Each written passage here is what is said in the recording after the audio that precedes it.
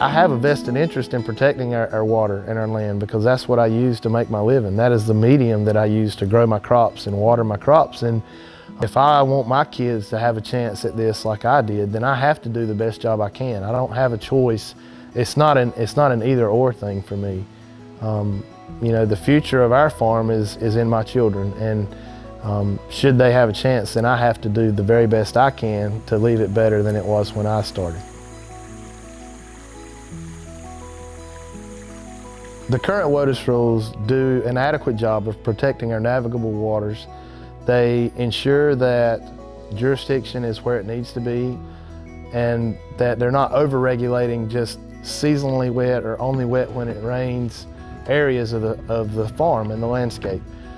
The whole purpose of the Clean Water Act originally was to protect the waters and keep them usable for the general public of the United States of America. As a farmer, I just need stability. It seems like every time the rules change, it swings from one extreme to the other, and it's really hard to plan for that or make decisions on buying land or making improvements to farms when, you know, under the current rules, I'm okay to do what I'm doing, but you know, if the rules change, I may not be able to do that. So can I invest in that long term for the future of my farm, or do I, you know, have to miss that opportunity? We have those drainage ditches, and every year we maintain them, we mow the brush and keep them cleaned out so the water can drain and flow. And should they become jurisdictional waters, that process will be at least a permitted process, if not prohibited.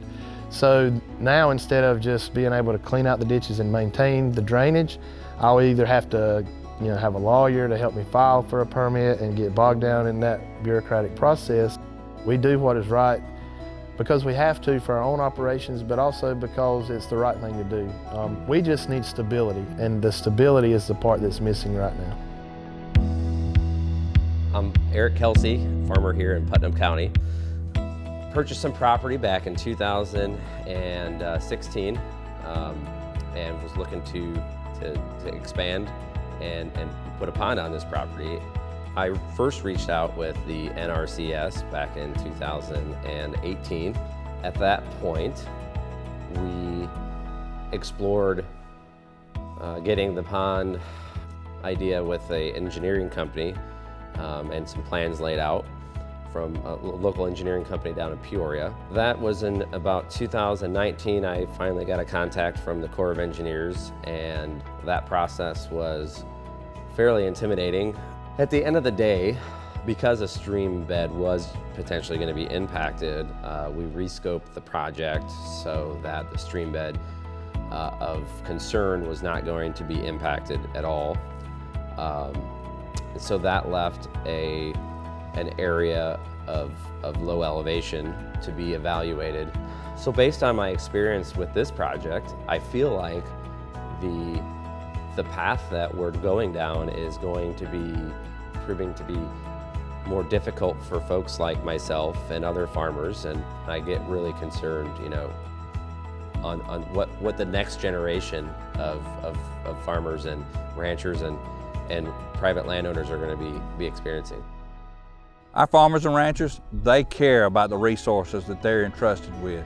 It isn't just a job to us. In many cases, the land that we live on and work on has been in our family for many generations. That's one of the reasons clean water is so important to us. It's the right thing to do.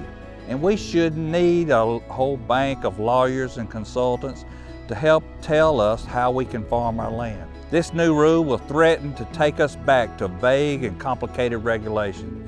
That will keep our farmers from growing the nation's food while we're protecting the environment. Regulating low spots in the field or small gullies that only holds water during a major rainstorm isn't what this rule was intended to do. We finally had a rule that was easy to understand, but we are facing uncertainty again. We need to allow our farmers to protect their environment while feeding our American families. That's ultimately what our farmers are looking for: clean water and clear rules.